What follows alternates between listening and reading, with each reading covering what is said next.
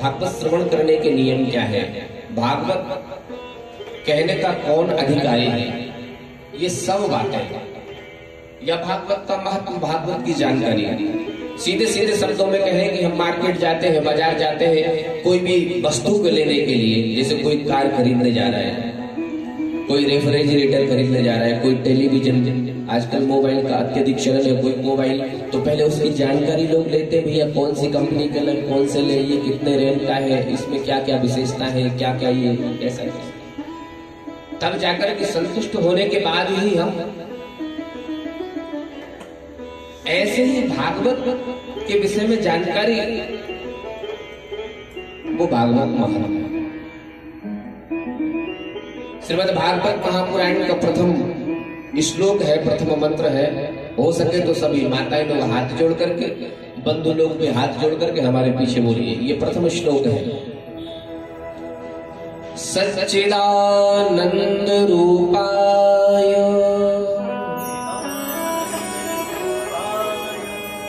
विश्वोत्पत्त्यादिहेतवे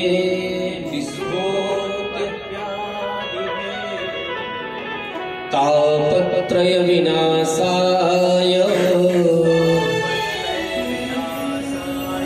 श्री कृष्णाय वयं नमः।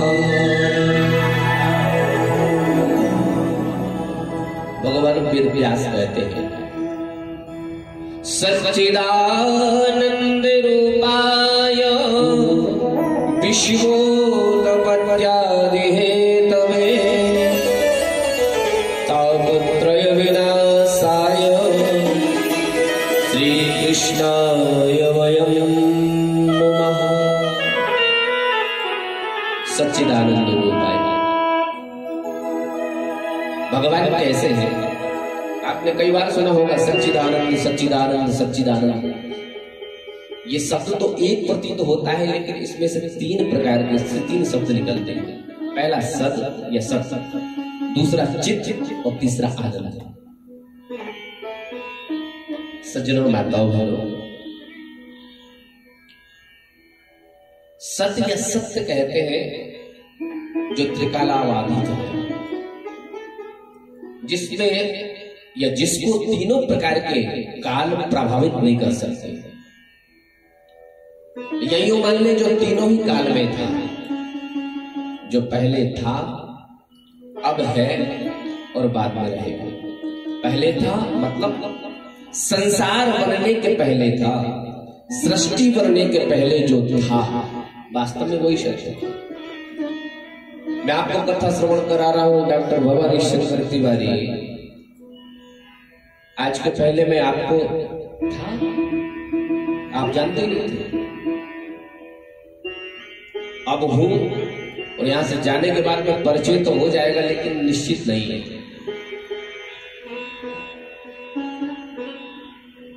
तो सृष्टि प्रारंभ से भी पूर्व जो था,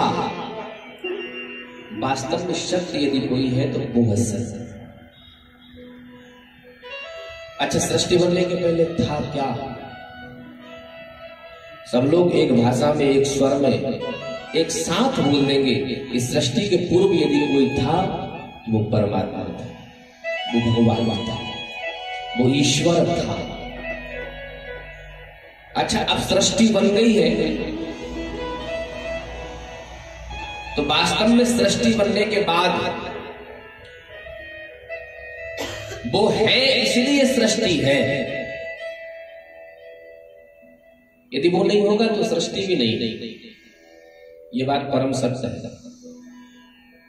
तो सत्य क्या है?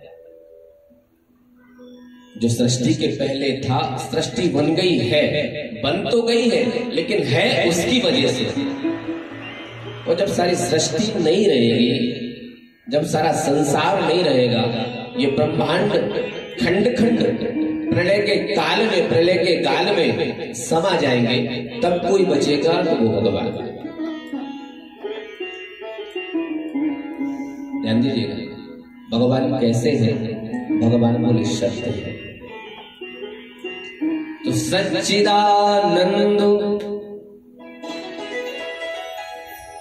सत्य क्या है? बोले परमात्मा। दूसरा शब्द है चित या चित। चित यानी होता है प्रकाश, उजाला। जैसे अंधेरे में हमको कोई चीज पढ़ना हो, यही मान लो कि जिसको चश्मा लग गया हो और चश्मा को विश्राम दिया हो, और जब चश्मे का विश्राम हो रहा हो उस समय कोई चीज आ जाए हाथ में पढ़ने के लिए, तो उसके विश्राम में बाधा डालेंगे, आंख में लगाएंगे और फिर पढ़ेंगे। यही मान लें कि रात्रिकालीन अवस्था है, तो बल्ब का, ट्यूबलाइट आदि का आश्रय लेंगे। और पुराने जमाने में वो नहीं थे तो सूर्य प्रकाश और चंद्र प्रकाश का आश्रय लेते थे। तो निवेदन ये करना चाह रहा है कि चंद्रमा में शीतलता का प्रकाश,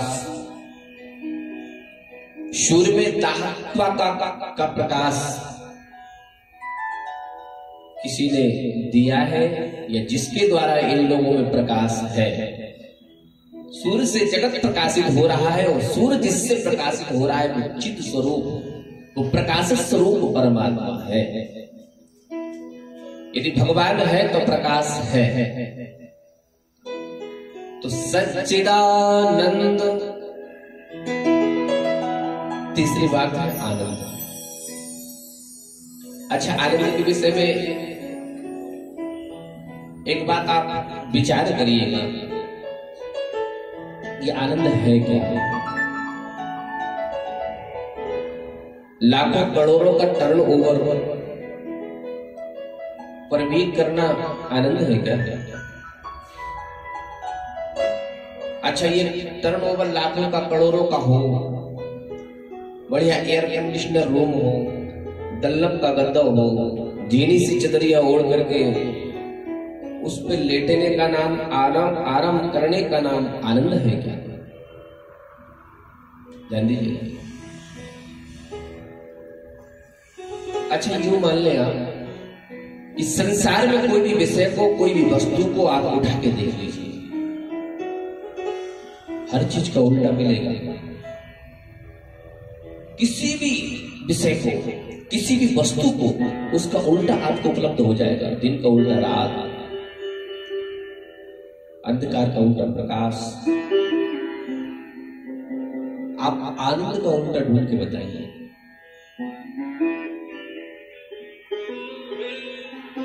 आप आनंद का उल्टा ढूंढ के बताइए। बड़े बड़े विद्वानों ने कहा है कि आनंद का उल्टा बना ही नहीं है, तो होगा कहां से? तो भाई क्यों नहीं, क्यों नहीं है? उसका कारण यह है कि आनंद स्वयं परमात्मा का स्वरूप है। आनंद स्वयं परमात्मा है। प्रेम से बोली भागवत भगवान। भगवान कैसे हैं? तो भगवान सच्चिदानंद रूपा, भगवान सत स्वरूप है, भगवान चित स्वरूप है, भगवान आनंद स्वरूप है। भगवान कैसे हैं? बोले भगवान सत घन है, भगवान आनंद घन है, भगवान चित घन है। अच्छा, आपने पंडित जी व्यासी भगवान का स्वरूप बता दिया कि भगवान सत्य स्वरूप है, भगवान चित यानी प्रकाश स्वरूप है, भगवान आनंद के स्वरूप है। तो भगवान करते क्या है? तो भगवान वेद व्यास कह रहे हैं कि सुनिए क्या करते हैं। बोले विश्वोत्पत्त्या,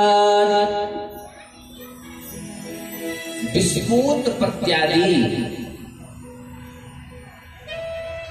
उत्पत्ति आदि, वो विश्व की उत्पत्ति करते हैं, विश्व का पालन करते हैं और विश्व का संहार करते हैं। भगवान ये करते हैं। उन्हीं भगवान से विश्व बना है, उन्हीं भगवान की कृपा से विश्व चल रहा है, इसका पालन पोषण भरण पोषण हो रहा है, और उन्हीं भगवान में ये विश्व, ये संसार, ये जगत सब समा जाएगा। ये भगवान का कार्य है। और भगवान क्या करते हैं? बोले तापत्रय विनाशाय। पहले तो भगवान विश्व की उत्पत्ति करते हैं, फिर उसका पालन भी स्वयं करते हैं, उसका संहार भी स्वयं कर देते हैं। अच्छा, जब भगवान विश्व की उत्पत्ति करते हैं तो ध्यान रखिएगा, उत्पत्ति करते समय परमात्मा की लीला के अंतर्गत अनेक प्रकार की लीलाएं होती हैं। उन लीलाओं में 3 प्रकार के ताप इस संसार में बने हुए हैं। ताप आप समझते हैं? दुख। ये 3 से ज्यादा नहीं होते, 3 ही प्रकार के होते हैं। गोस्वामी जी की चौपाई आप लोगों ने सुनी होगी। दैविक भौतिक तापा, राम राज्य का हवो नहीं व्यापा। इसलिए राम जी को अपने इस राज्य में बिठा लीजिए, आपके जीवन से हमेशा के लिए निकल जाएंगे। 3 प्रकार के ताप इस संसार में, चौथा वाला ही नहीं है। ताप यानी दुख। दैहिक, कोई तन दुखी तो कोई मन दुखी, यही तो दुख है। और कोई धन भी न रहत उदास, है ना? कोई तन से दुखी, करोड़ों की संपत्ति है। आपने ग्वालियर सुना होगा ना, ग्वालियर कोई लोग गए भी होंगे। मध्य प्रदेश में हमारे यहाँ पर एक अच्छा शहर है, वहां के पास में आउट ऑफ सिटी है डबरा। अधिकतर कथाओं में से हम ये बोलते हैं कि प्रत्यक्ष घटना है, इसलिए वहां पे बहुत अच्छे भगवान के भक्त हैं, सेठ जी हैं। अब तो नहीं रहे, 2013 तक थे। इस शरीर को वहां पर कथा करने का उनकी यजमानी में सौभाग्य प्राप्त हुआ था। भगवान की कृपा है, अनेक प्रकार से धन संपत्ति उनके घर में विराजमान। और छोटी अवस्था थी, सब मंडली साथ में थी। अच्छा बड़ा आयोजन हुआ था, 13 की बात। अच्छी सेवा हुई। अच्छा, हमारा नियम था पूर्व में, अब सब कमरा तक सीमित है। वो 2 साल से तो ये कोविड काल में तो और सब भगवान की कृपा के बल पे सब चल रहा है कि जब सायंकालीन नैवेद्य भोग होता था भगवान का, जिसको बियारू कहते हैं, प्रसाद पाते थे, तो यजमान जी भी साथ में बिठाया करते थे। फिर उनको जो कुछ पाना हो, फलाहार करना हो, दुग्ध पान करना हो, भोजन चपाती रोटी पूरी जो कुछ खाना हो, लेकिन बैठते साथ में थे। ब्राह्मणों की मंडली एक तरफ, यजमान मंडली एक तरफ, सब लोग अपनी विधा से बैठे। तो 2 दिन 3 दिन देखा कि ब्राह्मणों को जिस प्रकार कहे कि 56 प्रकार के यानी 99 प्रकार के सुस्वादु भोजन बड़े प्रेम से पूरा घर भर करा। और जो मुख्य यजमान सेठ जी जिनको हम कहा करते थे, वो मूंग की दाल के साथ में रूखा फुल्का खाते थे, रूखी रोटी खाते थे। हर प्रकार की संपत्ति, पुत्र पौत्र आदि से भी संपन्न थे। 2-3 दिन बाद हमसे नहीं रहा गया, अवस्था भी छोटी थी। हमने पूछा, सेठ जी इतना सब वैभव, इन सब की सेवा, ब्राह्मणों की सेवा बड़े प्रेम से, श्रद्धा से, भक्ति से आप लोग करते हैं, करना भी चाहिए। देवाधीन जगत सर्वं मंत्राधीनस्य देवता ते मंत्रा ब्राह्मणाधीन तस्मात् ब्राह्मण देवता। कहते हैं कि भगवान के 2 मुख होते हैं।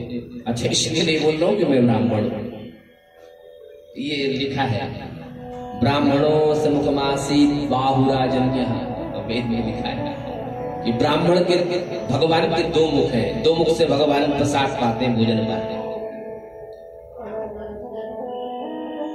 पहला अग्नि, हवन कुंड की अग्नि में स्वाहा, और ब्राह्मण के मुख में जाए तो आहा।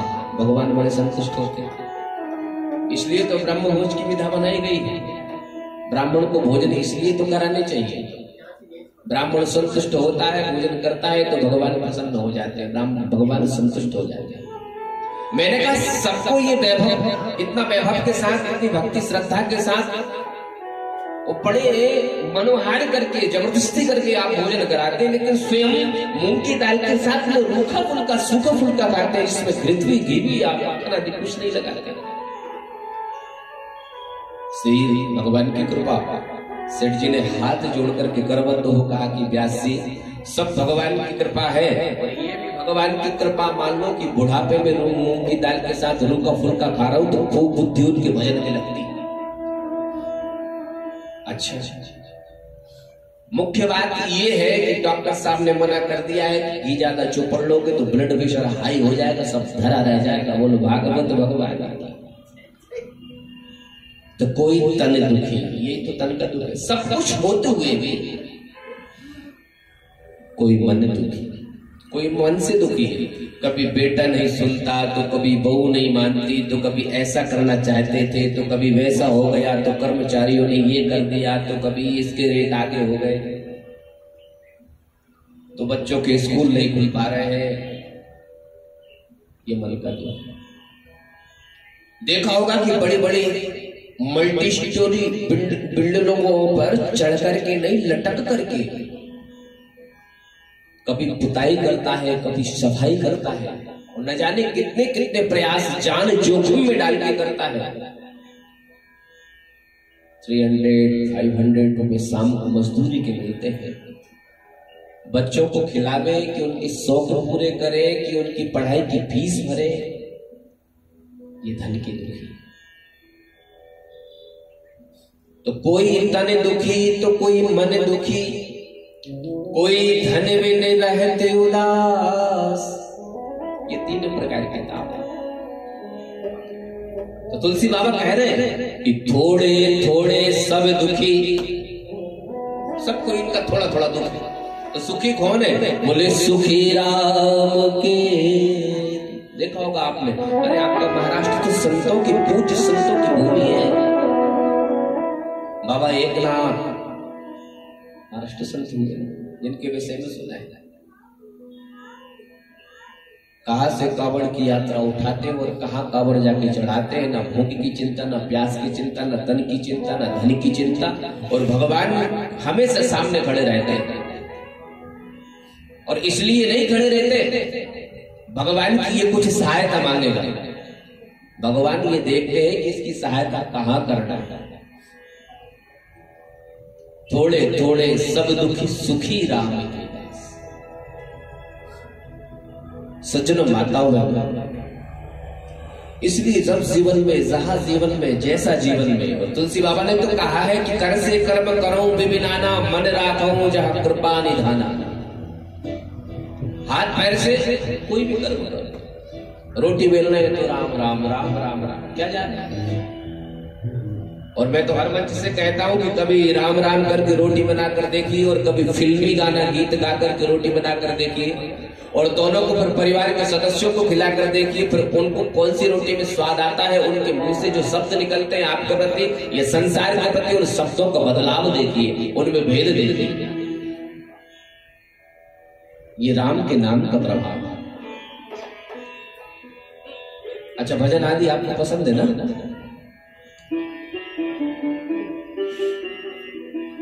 राम से बड़ा राम का नाम,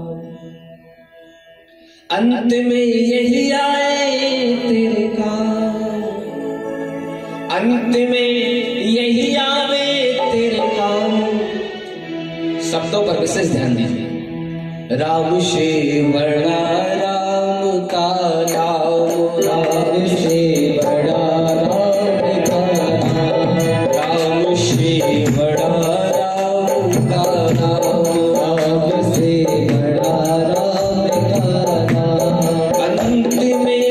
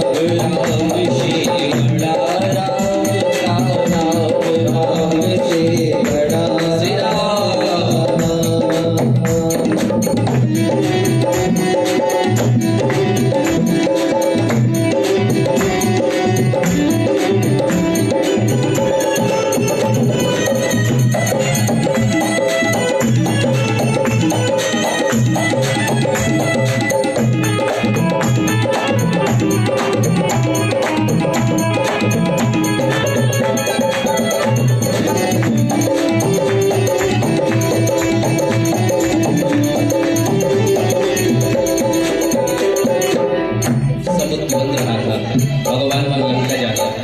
आप सब लोगों ने कथा सुनी, आप प्रबुद्ध हैं, मेरे को लग रहा है ऐसा आपकी कथा श्रवण शैली से। जब समुद्र बांध बन रहा था तो देखा था कि नल्ली वानर सेना पत्थर ले लेकर जाकर देती, हनुमान जी राम लिख देते और नल और नील उनको समुद्र में आगे डालते जाते और ऐसे करके बांध बनने लगा। भगवान बगल में बैठे थे, उठ करके और एक साइड चले गए जहां पर कोई भी नहीं, लक्ष्मण को भी छोड़ देंगे। एक छोटा सा पत्थर उठाया और उठा करके समुद्र में फेंक डूब गए। हनुमान जी ने देख लिया। भगवान को आश्चर्य हुआ, भगवान का जो मुखमंडल है वो चिंता तो हुआ, चिंता मगने लगा। हनुमान जी ने पूछा, भगवान आपका मुख ये कुमलाया हुआ मुरझाया हुआ क्यों है? तो राम जी बोले कि नल नील मेरा नाम लेकर के लिख करके नाम लिखूंगी पत्थर को और उतर जा रहा है, और मैंने स्वयं ने जिस पत्थर को तो नाम लिखा है मेरा उतर रहा है, लेकिन मेरे हाथ में जो पत्थर है वो डूब रहा है। क्या सुंदर जवाब दिया हनुमान जी। बोले भगवान को पत्थर नल्ली की महानता की उनको श्राप के कारण नहीं तैर रहा है। वो पत्थर में यदि तैरने की सामर्थ्य आई है तो उसमें आपका राम नाम लिखा हुआ है, वो नाम के बल पर तैर रहा है। और आपने जो पत्थर फेंका वो डूब गया है प्रभु, जिसको आपने ही छोड़ दिया वो कहां तक करेगा? राम से बड़ा राम का नाम, राम से बड़ा राम का। सुनिए, बिना सेतु के जिस सागर को पार गए नहीं राम, बिना सेतु के जिस सागर को पार गए नहीं राम, बिना सेतु के जिस सागर को पार गए नहीं राम, बिना सेतु के जिस सागर को पार गए नहीं राम। समुद्र पे पुल बना, सेतु बना, तब जाकर के राम जी सेना सहित लंका में प्रवेश कर सके, समुद्र को लांघ सके। बिना सेतु के राम जी भी सामर्थ्य नहीं थी कि वो समुद्र को उस पार चले जाते। और देखिए राम नाम की महिमा, लांघ गए हनुमान उसी को, लांघ गए हनुमान उसी को, कूद गए हनुमान उसी को, कूद गए हनुमान उसी को, लेकर राम का नाम, राम से बड़ा राम का नाम, राम से बड़ा राम का नाम, राम से बड़ा राम का नाम, राम से बड़ा राम का नाम। अंत में यही आए तेरे नाम, अंत में यही आए तेरे नाम, अंत में यही आए तेरे नाम, अंत में यही आए तेरे नाम। राम से बड़ा राम का नाम, राम से बड़ा राम का नाम, राम से बड़ा राम से बड़ा श्री राम।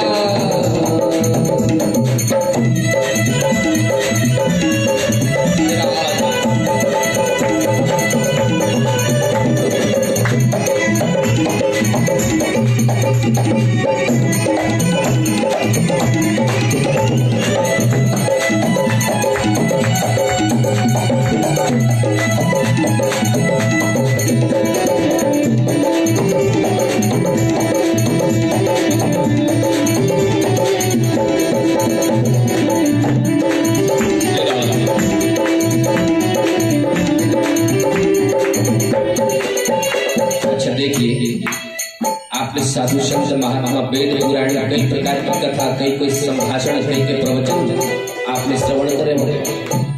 सब लोग कहते हैं कि भगवान का नाम आश्रय आप ग्रहण करें, भगवान का संकीर्तन, भगवान का भजन, उनका नाम किसी भी प्रकार हमारे जीवन में आ जाए, उसका आश्रय हमको मिल जाए। क्यों कहते हैं सुनिएगा, इसलिए कहते हैं नामी को चिंता रहती है, नाम न हो बदनाम। नामी को चिंता रहती है, नाम न हो बदनाम। बदनाम किसका होगा? जो पहले से ही बदनाम है वो बदनाम क्या होगा? जो नाम वाला है। तो जिसके नाम का हम आश्रय अपने जीवन में ग्रहण कर लेंगे, तो जिसका नाम है उस नाम वाले को ये चिंता रहेगी कि ऐसा न हो कि इसका कोई काम बिगड़ जाए, तो नाम हमारा खराब होगा ना।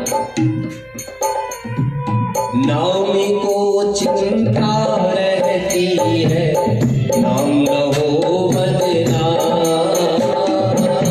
नामी को चिंता रहती है, नाम न हो बदनाम। नामी को चिंता रहती है, नाम न हो बदनाम। नामी को चिंता रहती है, नाम न हो बदनाम। द्रौपदी ने जब नाम पुकारा, द्रौपदी ने जब नाम पुकारा, ध्रुवसुरा जब नाम पुकारी, ध्रुवसुरा जब नाम पुकारी, झटिया ने घनश्याम राम श्री बड़ा राम राम श्री बड़ा राम श्री बड़ा राम श्री बड़ा राम। अंत में यही आवे तेरे काम, अंत में यही आवे तेरे काम, अंत में यही आवे तेरे काम, अंत में यही आवे तेरे काम। राम श्री बड़ा राम राम श्री बड़ा राम राम श्री बड़ा राम श्री बड़ा राम। सुनिए जरा, द्रौपदी ने भगवान का नाम का आश्रय लिया। भरी सभा में दुशासन, दुष्ट दुर्योधन आदि ने द्रौपदी को नग्न करने का जब आदेश दिया, 10,000 हाथियों का बल था दुशासन में, लेकिन भगवान का नाम ही तो पुकारी थी। सारी सभा लगी हुई थी और सबसे पहले द्रौपदी ने भीष्म सुदामा की ओर अंगुल निर्देशित करते हुए कहा कि बाबा, ये पांडवों की सभा में भीष्म प्रतिज्ञ, भीष्म पिता के सामने द्रौपदी को कोई निर्वस्त्र नहीं कर सकता। नीचा सिर कर लिया। गुरु द्रोणाचार्य, कृपाचार्य सबकी और दृष्टिपात करी, सबकी और बचा लेने का इच्छा लेकर के, लेकिन नहीं, फिर प्रयास किया। 5 पांडव, अरे भीमसेन जैसा गदाधारी, अर्जुन जैसा सर्वश्रेष्ठ धनुर्धारी, धनुर्धर, इनके सामने इन 5 पांडवों की पत्नी हो मुझे कौन निर्वस्त्र कर सकता है। लेकिन ये तो गुलाम पहले बन चुके थे, हार चुके थे, कौरवों के अधीनस्थ हो चुके थे। ये कौरवों से कैसे कह सकते हैं? और इन्होंने ही तो द्रौपदी को भी दांव पे लगाया। बूढ़े काम नहीं आए, जवान काम नहीं आए, तो साड़ी का पल्लू पकड़ दिया, मैं भी छत्राणी हूं। 10,000 हाथियों का बल था दुशासन में, एक झटका मारा, स्वयं का बल काम नहीं किया, परिवार का बल काम नहीं किया, संसार का बल काम नहीं किया, स्वबल काम नहीं किया, जब ये कोई काम न आए तो द्रौपदी ने दोनों हाथ ऊपर कर दिए। हम लोग जब जयकारा बोलते हैं तो दोनों ऊपर हाथ कर देते हैं। आपने सुना होगा जब सरेंडर कोई करवाता है तो दोनों हाथ ऊपर करवाता है, मतलब हर प्रकार से हम तेरे हो चुके, तेरे को जो कुछ करना है कर। और जब द्रौपदी ने दोनों हाथ ऊपर किए तो आप सब लोगों ने कथा सुनी, आप सब लोग जानते हैं भगवान का वस्त्र अवतार हो गया। बोले वस्त्र स्वरूप भगवान की, भगवान का वस्त्र अवतार हो गया। और आपने सुना होगा, पढ़ा भी होगा कि सारी नीच नारी है कि नारी नीच सारी है कि सारी ही की नारी है कि नारी है कि सारी। का करे पैरी प्रबल जो सहाय यदुवीर, 10,000 हाथी बल थको घटो न द्रौपदी चीर। द्रुपद सुता जब नाम पुकारी, द्रुपद सुता जब नाम पुकारी, द्रुपद सुता जब नाम पुकारी, द्रुपद सुता जब नाम पुकारी। शाही बने घनश्याम राम श्री बड़ा राम का नाम, राम से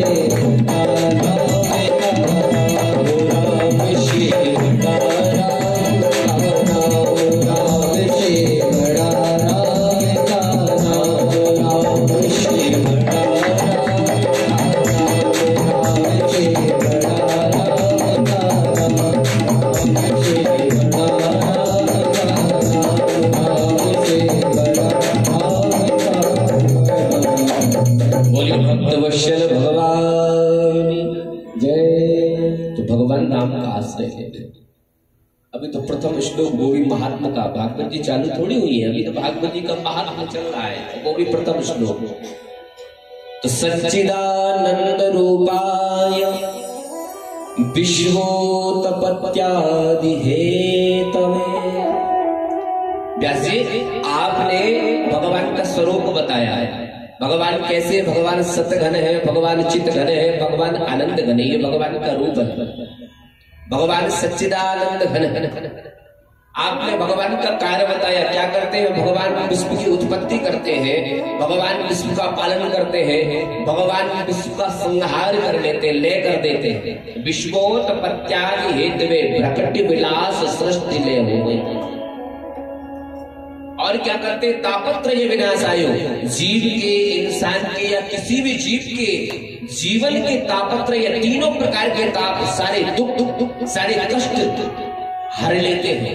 ये भगवान ने, आप भगवान के कर्म वेद व्यास जी आपने बता दिए। तो हमको बताया क्यों? तो वेद व्यास जी कह रहे हैं हमने इसलिए बताया कि भागवत के महात्मा के प्रथम श्लोक का अंतिम पद, 4 पद होते हैं।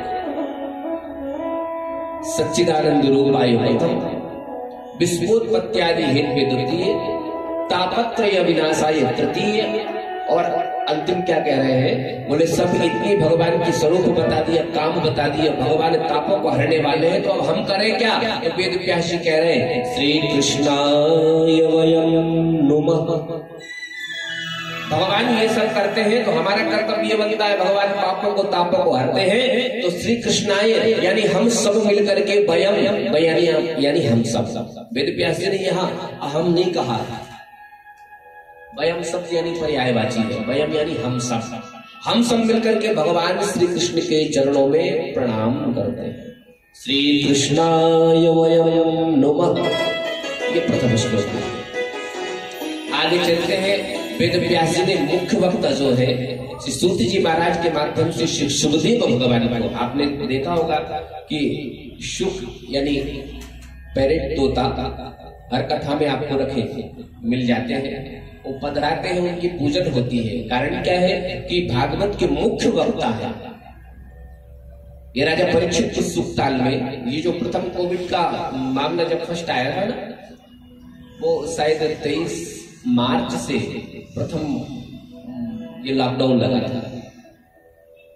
तो उस समय जहां भागवत जी का प्राकट्य या जन्मस्थली जिसको कहते हैं सुखताल, यूपी में है, हरिद्वार के थोड़ी सी दूर। आप सब लोग कई शायद दर्शन भी किए होंगे। इस शरीर को महाकथा में सब ये सौभाग्य प्राप्त हुआ था। 21 मार्च को वहां से आना हुआ था। 22 से एक ऐच्छिक लॉकडाउन था और 23 से संपूर्ण लॉकडाउन हो गया था। ये शरीर को वहां जाने का इस सुखदेव महाराज की वहां पर पावन भूमि वो वट वृक्ष आज भी है, जिस वट वृक्ष के नीचे भागवत की कथा हुई थी कई हजार वर्ष पहले, करीब 5-6 हजार वर्ष हो गए। कलयुग का प्रथम था और द्वापर का अंत राजा परीक्षित को, क्योंकि राजा परीक्षित के राज्य में कलयुग प्रवेश कर गया था। जो मुख्य श्रोता है वो वृक्ष अभी भी वह खड़ा हुआ है और इस शरीर को 7 दिन का अनुभव है, लेकिन भगवान जाने वहां के लोग कहते हैं कि इस वृक्ष के पत्ते किसी के सामने पतित नहीं होते, गिरते नहीं। 7 दिन शरीर ने उस वृक्ष के नीचे बैठ करके यहाँ पाठ करने का प्रयास किया। पत्ते किसी के सामने, हमारे सामने तो एक भी नहीं चढ़ा। वहां के लोगों की बात सही है, मानती, क्योंकि देवभूमि है, वहां पर विराजमान है अमर वृक्ष, क्योंकि अमर कथा इसी का, भागवत का नाम तो अमर कथा है। भगवान भोलेनाथ ने मैया पार्वती को सुनाई। उन सुखदेव जी महाराज को वंदन किया है। यम प्रव्रजन्य तमनुपेतमपेत कृत्यम जौपायनो विरह कातरया जुहा पुत्रेति तन्मयतया तरवो विनेनु तम सर्वभूत हृदयं मुनिमानतो। सर्वभूत हृदय भगवान श्री सुखदेव। मौका मिलेगा तो कल थोड़ी सी इसके विषय में चर्चा कर लेंगे। आज केवल इतना ही प्रणाम करता हूं। मातृ गर्भ में 12 वर्ष रहे गोलोक धाम में। श्री किशोरी जी राधा रानी के लीला सुख है, उनकी गोदी में खेलते रहते हैं। भगवान का जब आना होगा भक्तों को आनंद प्रदान करने के लिए, लीला करने के लिए पृथ्वी पर, तो किशोरी जी ने कहा कि ठाकुर हम भी चलेंगे आपके साथ। भगवान ने कहा हम लीला करेंगे, आप क्या करोगे? बोले हम आपकी लीलाओं में शक्ति यानी आनंद प्रदान करेंगे। तो जैसे ही सुखदेव जी ने, किशोरी जी की लीला सुख ने, पक्षी ने सुना, ये मिट्टू जी ने सुना कि किशोरी जा रही है, तो बोले आपके बिना तो हम नहीं रह सकते, हम भी चले जाएंगे।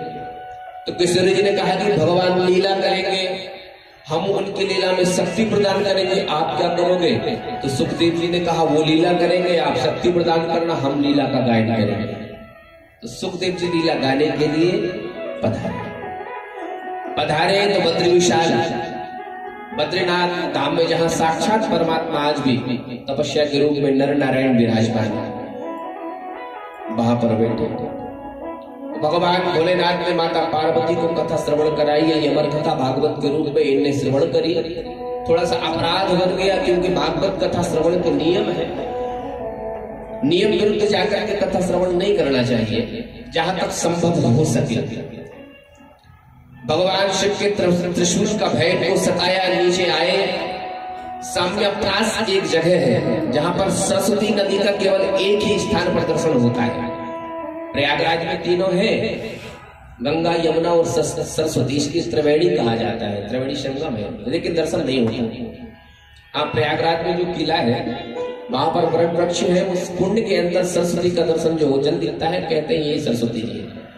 लेकिन साम्यप्रास जो बद्री विशाल में, बद्रीनाथ में करीब 7 से 8 किलोमीटर नीचे वेद व्यास भगवान का वही आश्रम है। वहां सरस्वती नदी का, सरस्वती मैया का साक्षात दर्शन होता है। उसी स्थान पर ही इनका आश्रम है। इनकी धर्मपत्नी के उदरस्थ सुखदेव भगवान 12 वर्ष रहे गर्भ में। 12 वर्ष बाद भगवान ने आश्वासन दिया कि हमारी माया आपके ऊपर नहीं व्यापेगी। भगवान से स्वयं आश्वासन लेकर के 12 वर्ष माता के गर्भ में रहने के बाद जब निकले, और निकलते ही वन की ओर चलते, वन की ओर जा रहे हैं। 12 वर्ष माता के गर्भ में जो बालक रहे और फिर जन्म ले तो माता पिता को कितना प्रिय होगा। भगवान वेदव्यास ने सोचा कि थोड़ा सा लालन कर ले, थोड़ा सा पालन कर ले, लेकिन ये तो सुनते ही नहीं। कौन माता, कौन पिता, कौन पुत्र, कौन बंधु, कौन सखा, सीधे वन की ओर चलते। ये वन की ओर जा रहे हैं, पीछे से इनके पिताजी वेदव्यास भगवान पुत्र पुत्र पुत्र पुत्र पुत्र कहते हुए दौड़ रहे। जरा सुन ले, ये कोई आवाज नहीं देते, ये कोई सुनते नहीं। इनके बदले में जंगल के वृक्ष बोल रहे वेदव्यास जी से, अरे वेदव्यास जी, कौन किसका पिता है, कौन किसकी माता है, आप किसको बुला रहे हैं? जो स्वयं परमात्मा का स्वरूप